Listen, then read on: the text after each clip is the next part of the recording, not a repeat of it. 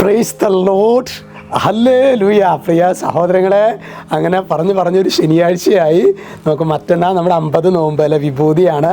നമുക്ക് ശരിക്കും പ്രാർത്ഥിച്ചൊരുങ്ങി ഇത്തവണ നമുക്ക് ശക്തമായിട്ടുള്ള ഈ നോമ്പിൽ സാധാരണ രീതിയിൽ നമ്മൾ 50 ദിവസം കുർബാനയ്ക്ക് പോകുന്ന കാര്യങ്ങളൊക്കെ ചെയ്യുന്നുണ്ട്. ഇത്തവണ നിർബന്ധമായിട്ടും പരിശുദ്ധ കുർബാനയിൽ പോകണം. അതുപോലെ തന്നെ വെള്ളിയാഴ്ചകളിൽ കൃത്യമായിട്ട് ഞങ്ങൾ സംസാരിച്ചു കൊണ്ടിരിക്കുമ്പോൾ സിസ്റ്റേഴ്സൊക്കെ പറയുമായിരുന്നു, മുസ്ലിംസൊക്കെ കുട്ടികൾ 1ാം ക്ലാസ്സിലും 2ാം ക്ലാസ്സിലും 3ാം ക്ലാസ്സിലും 4ാം ക്ലാസ്സിലൊക്കെ പഠിക്കുന്ന കുട്ടികൾ അവർ നോമ്പിൻ്റെയൊക്കെ സമയത്ത് അവരുടെ നോമ്പിൻ്റെ സമയത്ത് എത്ര ചിട്ടയായിട്ടാണ് നോമ്പ് എടുക്കണതെന്നൊക്കെ പറയുമായിരുന്നു.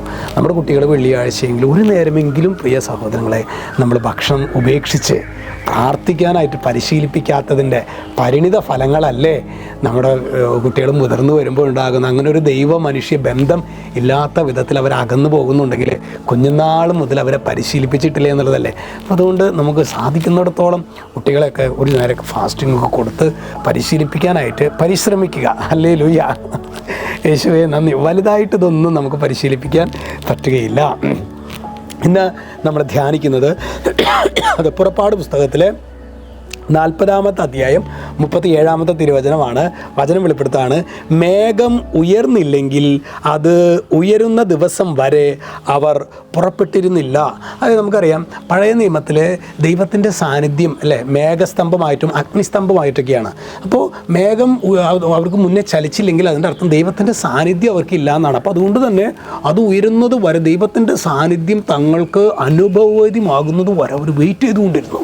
അതായത് അങ്ങനെ ഒരു സാന്നിധ്യത്തെക്കുറിച്ച് അറിയാമായിരുന്നു. ഇന്ന് നമ്മുടെ മക്കൾക്ക് പറ്റിയതെന്താ, നമ്മുടെ ജീവിതത്തിൽ നമുക്ക് പറ്റിയതെന്താ സഹോദരങ്ങളെ?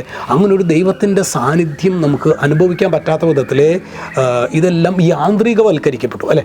ബലിയർപ്പണം യാന്ത്രികവൽക്കരിക്കപ്പെട്ടു, ജപമാലകൾ യാന്ത്രികവൽക്കരിക്കപ്പെട്ടു, എല്ലാതും നമ്മുടെ ശരിക്കും യാന്ത്രികവൽക്കരിക്കപ്പെട്ടു ഇന്ന് ശരിക്കും. എന്നിട്ട് ആ ഈസ്റ്റർ കഴിഞ്ഞ് നിങ്ങളൊന്ന് ചിന്തിച്ചാൽ മതി, ഈസ്റ്റർ കഴിഞ്ഞോടുകൂടി നമ്മുടെ എല്ലാ കൃപയും പോകത്തക്ക വിധത്തിൽ അങ്ങനത്തെ ഒരു ആചാരമായിട്ട് ഒരു നാമമാത്ര ക്രിസ്ത്യാനികളായിട്ട്. അതുകൊണ്ട് തന്നെ പ്രിയ സഹോദരങ്ങളെ, നമുക്ക് ശരിക്ക് ദൈവത്തിൻ്റെ സാന്നിധ്യം ഇതാണ്. അവർ മേഘം ഉയർന്നില്ല എന്ന് പറയുമ്പോൾ അതിൻ്റെ അർത്ഥം കാർമേഘത്തെക്കുറിച്ചല്ല പറയുന്നത്. അവരുടെ ദൈവത്തിൻ്റെ സാന്നിധ്യം അവർക്ക് അനുഭവപ്പെട്ടിരുന്നു.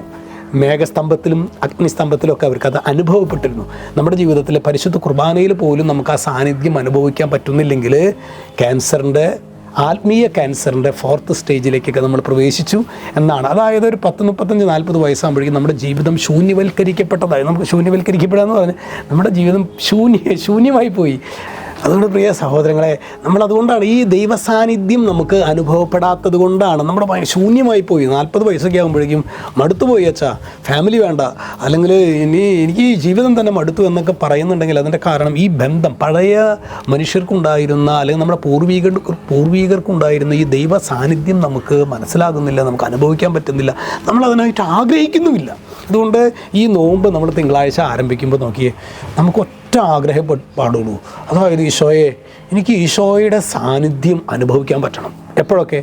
ബലിയിൽ പറ്റണം, കുടുംബ പ്രാർത്ഥനയിൽ പറ്റണം, ജോലി മേഖലയിൽ പറ്റണം, യാത്രയിൽ പറ്റണം, നമ്മുടെ ബന്ധങ്ങളിലെ ഈ യേശുവിൻ്റെ സാന്നിധ്യം നമുക്ക് അനുഭവിക്കാൻ പറ്റണം. ഹല്ലേലൂയ.